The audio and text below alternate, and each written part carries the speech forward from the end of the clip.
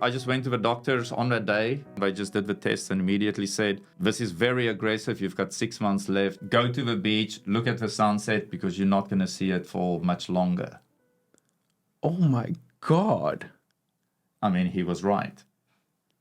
I never have a problem. I've got the 90-year-old grannies coming up to me and say, wait a moment. And then they go fetch somebody who can speak English. Today we might be here with the most influential foreigner in Taiwan. But for the Taiwanese audience, can you just give us a quick introduction of who are you? My name's Andrew. I'm originally from South Africa, been around the world to many different countries. And of course, all roads leads to Taiwan. Taiwan is definitely becoming a very sought after destination for foreigners. And rightfully so. I mean, it's a wonderful place. My road led me to Taiwan about 19 years ago. I worked in finance and had to come and dabble around here in the financial sector. I also met my partner, as many foreigners do, in the very first week. And 19 years on, and my partner's still with me. The first week? Yeah. Sounds like you weren't really that picky. It's like, but wow, that's amazing. You met the first week in Taiwan, and now like 19 years later, years still on, together. Yeah, still together. And still going strong. So happy, yeah. Good one way for Taiwan. Yeah, so I've been in and out of Taiwan, living here for like 2-3 years and then moving away for business as well. And in 2019, just before COVID hit, happened to be here. No choice. No choice. So we decided, well, we're staying here for good. And it's just been fantastic. Can you just take me back to that like first day, like 19 years ago? Why did you decide to make Taiwan your home base instead of like South Africa? When I finished high school, I was gone. I was out of there so fast. I went to Argentina and Chile. I studied there, then went to the States, lived a few years. And then I did a stunt in the UK as well. Then I decided I'm going to do Asia. And I did Thailand, all the other countries around, and then ended up in Taiwan. And it was like, I love it here. I really enjoyed it here. You said all the roads lead to Taiwan, but it's a hell of a road you've taken in order to get here. People were just super friendly. They still are, especially now being blind many years later on. People just do everything for me. You know, I walk in the street and there's always somebody who just wants to talk or wants to help me. So it's just incredibly kind. I've never really experienced that kind of hospitality in other countries. Maybe we should explain that for the audience as well. You mentioned it now, like you're blind, which is I can't imagine living like in a foreign country being blind. It must be so difficult. And not speaking the language. Speaking the language. How do you manage? I never have a problem. If you want people to speak English, you lift a white walking cane up and you just say, help me. I've got the 90-year-old grannies coming up to me and say, wait a moment. And then they go fetch somebody who can speak English. Okay. It's absolutely the magic wand. I can go into any convenience store and, get stuff done. They just do it for me because it's like, oh, the blind man. No, we'll do everything for him. And then suddenly they speak English. When I think about disability, my first thought is like wheelchair. That is easy for me to see. Like sometimes when there's only stairs and I'm like, wow, in Sweden, there would have been like a wheelchair ramp. So my first impressions is like outside of, the MRT and where you have all these like volunteers taking care of you, the buildings and the structures and like the overall design is not that disability friendly. Do you agree or do you think that it's actually like really convenient to be, in your case, visually impaired foreigner in Taiwan? I feel so sorry for the folks who have to use wheelchairs here. And even if you get a ramp here, like where our office is, there is a ramp, but it's so steep. I can't see how any wheelchair can go up or down there. But for me, from my side, it's not too bad. I can manage quite well because I live in Taipei City. They do have rules and regulations about the sidewalk levels and the heights, though it's not always followed. The sidewalks and the streets are fine. Crossing the roads are actually very easy for me in Taipei City because of the amount of other pedestrians here. So I basically just make sure I always stand behind somebody who's going to cross. But of course, you get some of those kamikaze uncles who they just go straight. And it does catch me sometimes. I'm like, I just start walking and then suddenly realizing that there's traffic coming. I'm like, how do they do that? Oh my God. I want to come back and talk about this. But first, I want to quickly share about a company that I stand behind. And that is, of course, the sponsor of today's video, Emma. you should already be well familiar with Europe's most awarded mattress. But today I wanted to focus more on the bed frame itself and also these new super cool bed accessories that we got in order to celebrate the spring and the warmer weather here in Taiwan, as well as this channel finally hitting 300,000 subscribers. No matter which size you prefer of your Emma mattress, they actually have two different bed frames that will fit perfectly with your specific mattress. We of course chose the Nordic bed frame for our Swedish apartment here, together with these under the bed drawers, just because you simply cannot have enough storage space. But something new for this video is this 100% bamboo fiber blanket, which is super breathable, super soft, super comfortable, but also 100% machine washable, which makes this blanket perfect for the upcoming super hot and humid Taiwanese summer. We also upgraded our pillows to this new diamond degree pillow, which might look very similar to the original Emma pillow, especially when you also realize that these diamond degree pillows of course also have these different layers of Emma's memory foam, which means you can totally customize the height of your pillow and your sleeping experience all by yourself. But another thing that is unique with these diamond pillows is that they actually have a patented cooling technique inside of the memory foam that is exclusive to this diamond pillow, which again makes this version perfect for the upcoming super warm Taiwanese summer. And of course, all the Emma mattresses also come with Emma's 100-night sleep guarantee, which means that you can purchase this and try it out for yourself in your own home. And then if you are not 100% satisfied with the purchase, you can then contact Emma. They will come home, pick up everything for you for free, and then give you 100% of your money back. And if you do use my coupon code LukasinTaiwan, you will get 10% off on their website, and that is in addition to the current Mother's Day promotion, which will already give you up to 45% off on their website. So please do yourself or your mom a favor and check out everything that Emma has to offer. But in the meantime, we will also continue with checking out the rest of this video.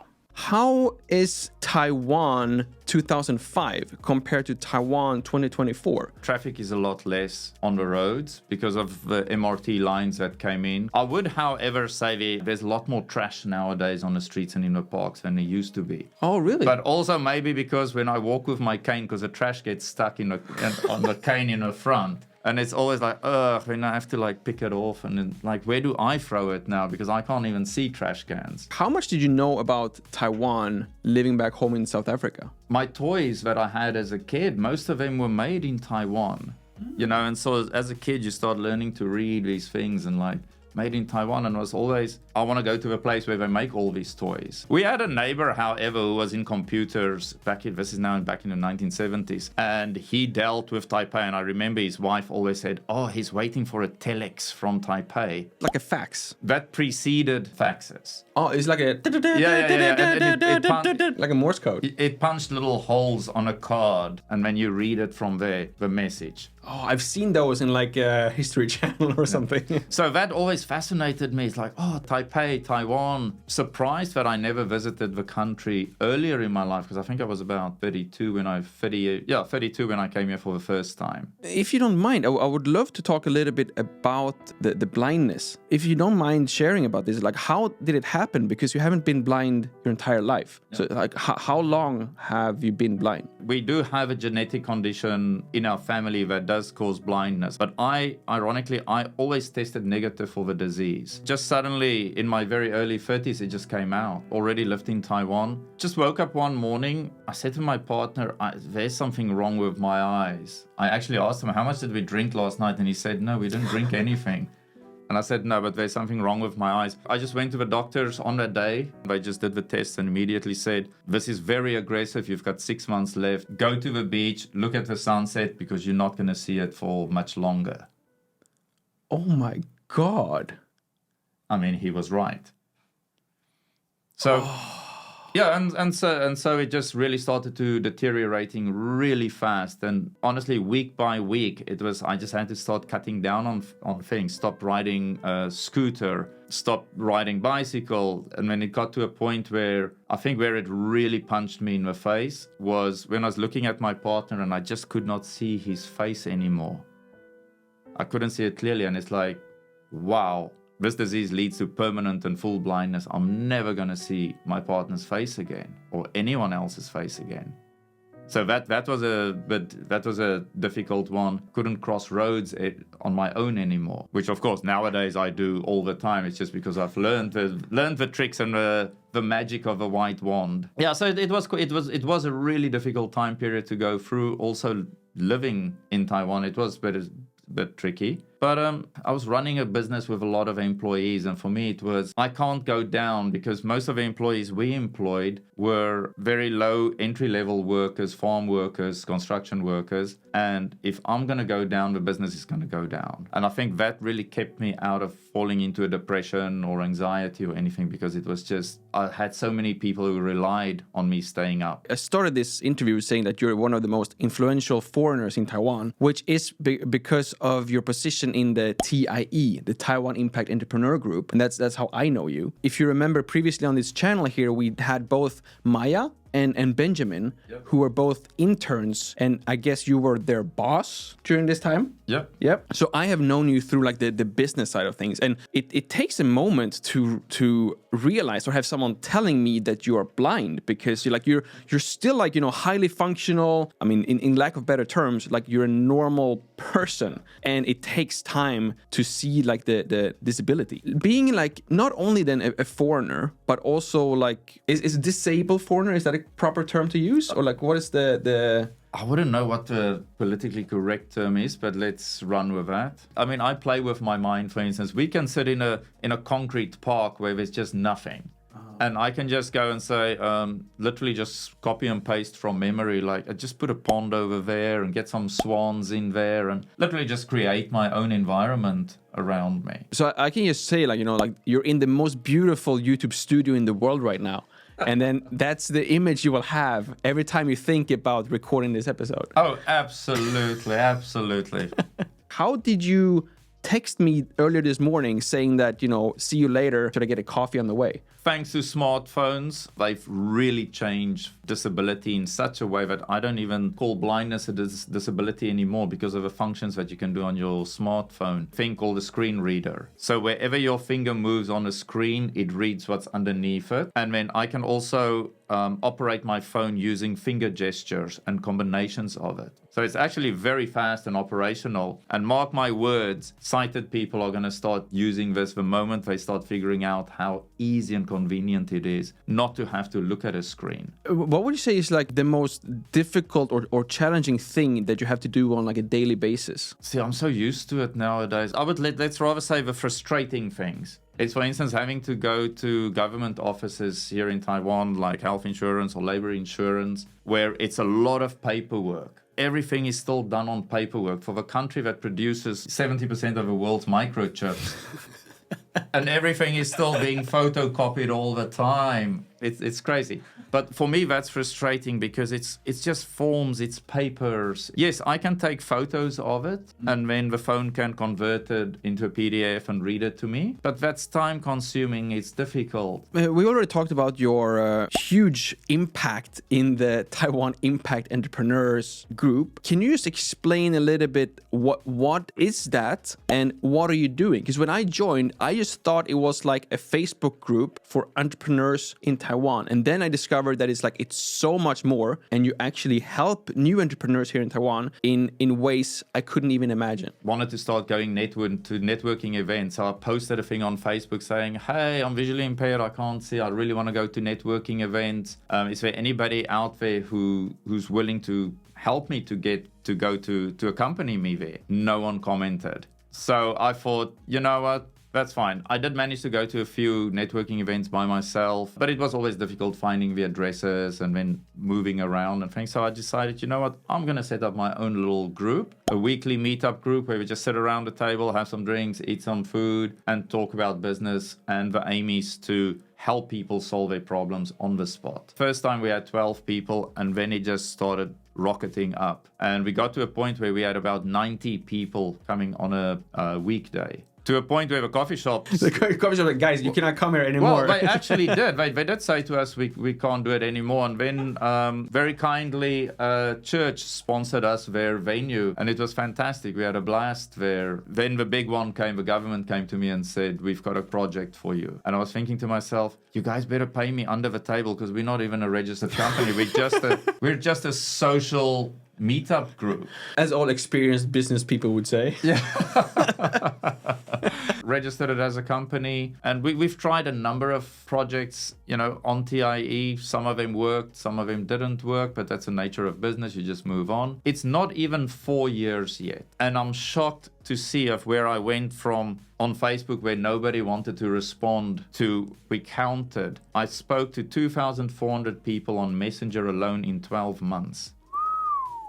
Because that's around 8 people a day. And these are different people, new people, people I've never met before. And now suddenly it's just speaking to so many people and just making so many friends and connections in less than 4 years. It's mind-blowing. You're also able to issue, or at least assist in issuing, visas for new foreigners coming here who want to set up a company. Late last year, Jonathan Lea from FutureWorld came to me and he said, well, he has the authority from the government to assist foreigners to get an entrepreneur visa. He's super swamped with his business and everything else that he's doing for the government. So he said, is it possible that you can run this for us because you have a community, you have a support system? Because a lot of foreigners come into Taiwan to do business. Perhaps they've never done business or they don't understand the business culture in Taiwan. They come and they try and set up a business and it just goes badly wrong. So our aim is to help avoid those mistakes that foreigners are going to make when they come. So it's all about bringing people together, sharing information, talking about the issues that we face. Because for every issue that somebody's facing, there are successful long-term foreigners doing business here who have already dealt with that problem. You're also working, like you personally, not this group, but you personally are also working on assisting disabled foreigners here in Taiwan. This was completely news to me, but it's a difference between disabled foreigners in Taiwan and like disabled Taiwanese people when it comes to like the government assistance, or how does the situation look like? Crossroads Taiwan, they started this campaign to get the government to recognize foreigners who have been living in Taiwan for a long time and then who have disabilities or illnesses or conditions that need assistance. A lot of these foreigners have been living here for 20, 30, 40 years. Even though they've contributed in a very positive manner to the country, being teachers or business owners, bringing value to the country, paying taxes, contributing in so many ways. When they get to the time where they might be needing assistance from the government, they're not allowed. They don't have access to any of it. For instance, like disabled people can travel half price on a train and so can their assistants. Not even that's allowed. A parking desk, how much does it cost the government to print a parking desk? Nothing. I had the massive opportunity to be the case study for the control yuan, which is in theory the Supreme Court of Taiwan. To be their case study to see what's the life of a disabled person, a foreigner living in Taiwan. They made their decision very fast, quickly, and said, well, okay, they're going to look into the government. Is the government doing what it should do for foreigners with disabilities? To my knowledge, it's progressing. So I managed to make a case against the government. That's so cool, though. That's unbelievable. But we don't have any forecast on when or if or how the future looks like for foreign disabled people in Taiwan. Very soon after Crossroads managed to convince the control yuan to take action, very quickly they came out and said Taiwanese government will work on a reciprocal basis with foreigners from countries where Taiwanese have the same access to resources. But then I actually also found out, I just went onto the South African immigration site and looked there and very clearly stated any person with permanent residency in South Africa is eligible for disability assistance. So we're still on that fight at the moment. What is happening in 2024 in the life of Andrew? I really want to see more foreign entrepreneurs coming into Taiwan, and not just seeing them coming here set up businesses, but to come here and set up successful businesses. The failure rate is just too high amongst new foreign business owners. So yeah, definitely want to have an impact on that. Hopefully we also get to see some more updates on the TIE group, and everyone who's watching this video, of course, have all the links down in the description as well. And for foreigners who might be interested in coming here to Taiwan and be a little bit more interested in the entrepreneurship visa, you of course have all the information down in the description below as well. Thank you all so much for watching. My name is Lucas. Starts with L as in like, ends with S as in subscribe. Please do both, and see you all in the next one.